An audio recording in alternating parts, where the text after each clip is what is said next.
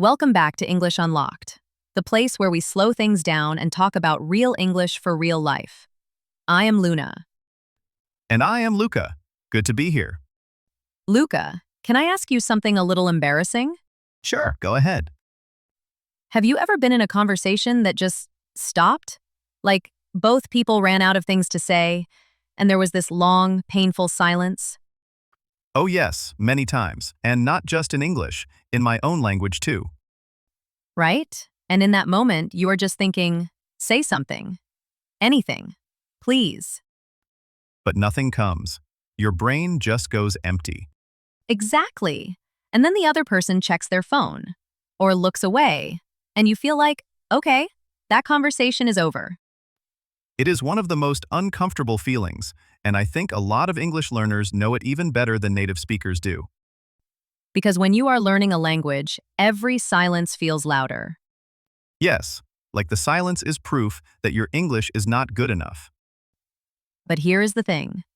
Today, we want to talk about why conversations really stop. And it is usually not about vocabulary or grammar. There is something deeper going on, something more human. So today, we are going to talk about keeping a conversation going. Why it feels so hard, what is actually happening inside us, and what we can really do about it. And we will share some honest moments, some small phrases that actually help, and hopefully some ideas that make real conversations feel a little less scary. Before we go deeper, tell us in the comments which one is harder for you, starting a conversation or keeping it going. We are curious to know. I already know my answer. Keeping it going is much harder for me. Same. Let us talk about why. So, Luna, let us start with the real feeling.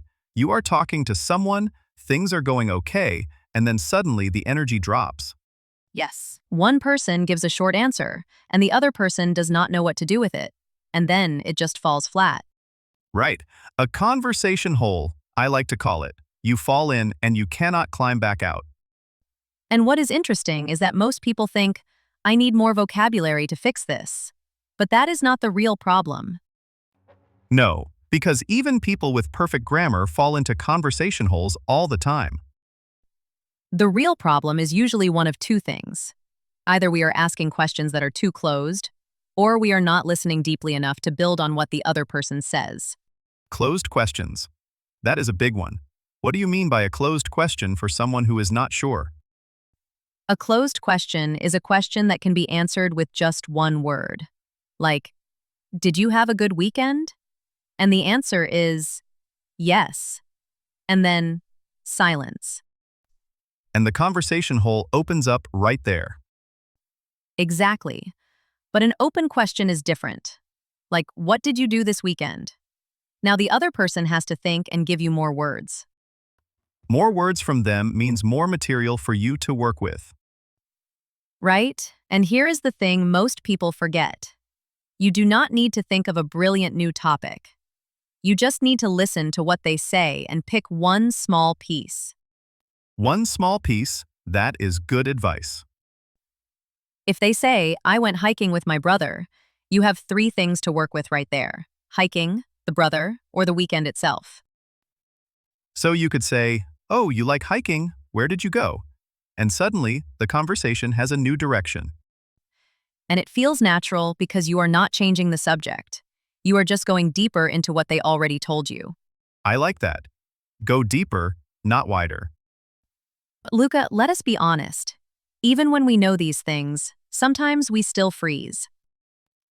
Oh, absolutely. Knowing and doing are very different things. And I think the freeze happens because of something emotional, not something grammatical. Say more about that. When there is a silence, the first thing many people feel is, they think I am boring. Or, I am making this awkward. Or, I am not interesting enough. Yes, the silence becomes about us, not about the conversation. And when we start worrying about how we look, we stop thinking about the other person. And that is when conversations really die. Because connection needs attention. And if all your attention is on yourself, there is nothing left for the other person. Exactly. I remember one time, at a small party, I was talking to someone I did not know well. And everything was fine for a few minutes. And then there was a pause. A natural pause? I think so. But inside my head, it became a disaster. I started thinking, she is bored. I am being weird. She wants to go talk to someone else. And what did you do? I panicked a little and said something totally random. I asked about the weather inside a building. Oh no. And she looked at me a little confused, and I felt even worse. And then the conversation actually did end after that. So the panic made it worse. So much worse. But here is what I understand now. That pause was probably nothing. She was probably just thinking. But my fear turned it into something big. I have done this too many times. The silence is neutral, but we make it mean something negative. And in English, that fear is even stronger because we are already monitoring our language. So we are using so much mental energy just to find the right words. And there is no space left for calm, natural conversation. Right? So one of the most useful things is to just allow the pause. Not every silence needs to be filled immediately. That is easier to say than to do. It really is. But the more you practice being okay with a short silence, the less power it has over you. Luna, I want to go a little deeper here, because I think there is another fear that we do not talk about enough. What is that? The fear of saying something stupid, or saying the wrong thing and making the other person feel bad, or just being judged. Oh yes, that one is very real. When I was first trying to speak English in real conversations, I would have a thought and then I would stop myself, because I was not sure if my sentence was correct or if the word I wanted to use was the right word. And so you said nothing. Exactly. I stayed quiet when I actually had something to say, and from the outside, that probably looked like I had nothing to contribute. Which is the opposite of the truth. Yes. And I think many learners do this. They have ideas, feelings, opinions, but they hold back because they are afraid of making a mistake in front of someone. And the conversation suffers because the other person is waiting for you, and you are waiting for your perfect sentence and it never comes. So what do we do about that? I think the most important shift is this. The goal of a conversation is not to be impressive. The goal is to connect. That sounds simple, but it changes everything. When you want to impress someone, you get in your own way. But when you just want to connect, you become more relaxed and more real. And real is always better than impressive. Always, because people can feel when you are performing versus when you are genuinely interested in them. And genuine interest is magnetic. Everyone wants to feel like the other person is actually listening. Not just waiting for their turn to speak. Yes, that is a big one. Okay, so let us talk about something practical, because we have talked about the emotional side, but I also want to give our listeners some real tools. Good, because understanding the problem is one thing, but having something to say in the moment is another. Right? So one of the simplest ways to keep a conversation going is to use what I call door openers. These are small phrases that invite the other person to keep talking. Give us some examples. So for example, if someone tells you something, instead of just saying okay and moving on, you can say, "That sounds interesting. Can you tell me more?" Simple, and it works because it shows you are listening and you want more. Exactly. Or you can reflect back what they said. If someone says, "I have been really busy lately," you can say, "Busy? What has been keeping you so busy?" That is nice because you are using their own word, which feels natural. And it shows you heard them. Another small phrase I like is, "How did that make you feel?" Oh, that one is powerful because most conversations stay on the surface. Asking about feelings goes deeper. And when conversations go deeper, they become more memorable. People feel like you really talked, not just exchanged information. What about when you do not understand something? That can stop a conversation too. Great point. A lot of learners just nod and pretend they understand. But that is a dead end. Because you cannot respond naturally to something you did not understand. Right? So instead of pretending, you can say, Sorry, I did not quite catch that. Could you say it again? Or even, I want to make sure I understand. Do you mean? And then you try to say what you think they meant. Yes. That actually shows intelligence, not weakness, because you are making sure the conversation is real. And most people appreciate that. They would rather explain than have you pretend to understand. Exactly. Nobody wants to have a fake conversation. Luna, I want to bring up something that I have noticed in myself, and I think a lot of listeners will recognize it. What is that? Sometimes a conversation does not die because of silence or the wrong question. It dies because one person gives up mentally before the conversation even has a chance. Say more. Like you ask a question, the other person gives a short answer, and you immediately think they are not interested, they do not want to talk to me, and so you stop trying. And then the other person thinks you are the one who is not interested. And both people walk away thinking the other one did not want to talk. That is so common and so sad because maybe both people actually wanted to connect. Yes, and this happens a lot in cross-cultural conversations or in situations where there is a language difference. Someone gives a short answer because they are also nervous or also searching for words, not because they are bored. So the lesson there is, do not interpret a short answer as rejection. It might just be that the other person is also a little unsure. Exactly. Give it another question. Give it another try. And sometimes the conversation opens up on the third or fourth exchange, not the first. That is true. Some conversations need a warm-up period, like a car engine in winter. I love that image. Just because the engine is slow at first does not mean it will not work. You just need to be patient with it. And patient with yourself too. There is another pattern I want to talk about because I think it is sneaky. Sneaky. Tell me.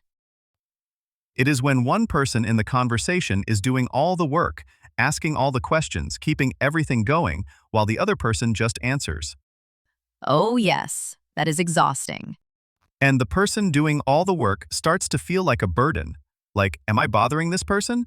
Why do they never ask me anything? And the conversation starts to feel very unequal. Yes. But here is the thing. Sometimes the person who is not asking questions is not unfriendly. They are just not confident enough to steer the conversation. They do not feel like their questions are good enough. Or they are afraid of asking something wrong or personal. So they stay safe by just answering. But it makes them seem cold or uninterested. So if you are someone who tends to just answer, here is a simple thing to try. After you answer a question, add a short question back. Yes, like a tennis game. The ball should go back and forth.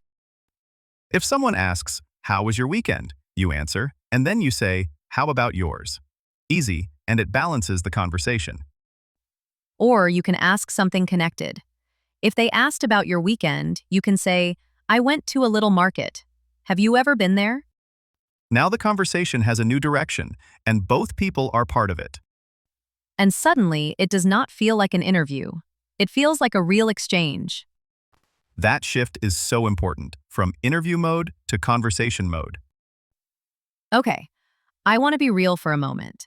Because sometimes you genuinely do not know what to say next. Not because of fear, not because of language, but just because your mind is empty. This happens to everyone. And in that moment, many people say something generic like, yeah, cool, or interesting, and the conversation slowly dies. So what do you do instead? One thing that works is to be honest. You can say, I am not sure what to say, but I really enjoyed hearing that. That is honest and warm. Or you can slow down. Instead of rushing to find a new topic, you can go back to something they said earlier. Like, you mentioned before that you grew up in a small town. What was that like? Ah, I like that. You are showing that you were listening the whole time. Yes. And most people are happy to talk about something from earlier if they feel like you genuinely want to know. It also takes the pressure off you to always be clever or have the perfect question ready. Right? Because you are just being curious. And curiosity is the best conversation fuel there is. Simple curiosity. not performance. Not trying to be impressive, just genuinely wanting to know the other person. And when you feel that in a conversation, you can feel it. It is warm. It makes you want to keep talking. Luca, let us talk about something that helped me a lot when I was building confidence in conversations. What is that? I started to realize that most people are not silently judging my English or my conversation skills. They are too busy worrying about themselves. That is a big realization. Like, when I am in a conversation and I make a mistake or say something a little awkward, the other person is probably thinking about what they are going to say next, not analyzing my grammar. We are all too self-focused to judge others as much as we fear. Exactly. We think the spotlight is on us.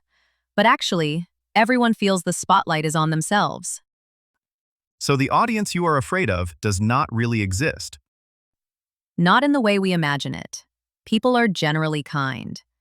And when someone is making an effort to connect, most people appreciate that effort, even if it is imperfect. And imperfect conversations are the most human ones. They really are. When someone is too polished, too perfect, it actually feels a little cold. You know it is real when someone stumbles a little or searches for a word and just keeps going. Because that is what real communication looks like. Not a performance. Just two people trying. And that trying is enough. More than enough. So Luna, let us bring this back to something practical. If a listener is going to walk away from this episode and try one thing, what would you say? Just one thing? Start with one, we can always add more. Okay. I would say, next time you are in a conversation, listen for one small detail in what the other person says, and ask one question about it. Just one question. Following one small detail. That is all. Because when you do that, two things happen. The other person feels heard, and you always have something to say next. And what about you? What would you add?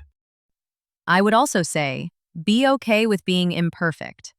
Because a conversation that stumbles but keeps going is so much better than a conversation that never starts. Yes, the goal is not to be the most eloquent person in the room. The goal is to stay in the room. Stay in the room. I love that. Keep the door open, keep asking, keep being curious, and the conversation will keep going. And if it does not, that is okay too. Not every conversation becomes a deep connection. And that is part of being human. You do not need to win every conversation. You just need to keep trying. And every time you try, you get a little better, without even noticing it. That is the truth about language learning and about life. Before we wrap up, we have a question for you. Think about one conversation you had recently that ended too quickly. What could you have asked to keep it going? Write it in the comments. We would love to read your answers. Yes, we read the comments, and it helps us know what to talk about in the next episode too. So your comment actually shapes this podcast. That means something to us. Okay, so let us take a moment to think about everything we talked about today. We talked about why conversations really stop. And it is usually not vocabulary. It is fear, pressure, or not knowing how to listen deeply. We talked about the difference between closed and open questions and how following one small detail can open the whole conversation. We talked about the fear of silence, the fear of judgment, and how that fear actually makes things harder. And we talked about staying curious, because curiosity is the best tool you have. And the most important thing, you do not need to be perfect. You just need to be present. If this episode helped you, we would really appreciate it if you subscribe to English Unlocked. It helps us reach more English learners around the world. And share this episode with a friend who is also learning English. Sometimes it is easier to learn together. We will see you in the next conversation. Until then, keep talking, keep listening, and be kind to yourself. Bye, everyone. Take care.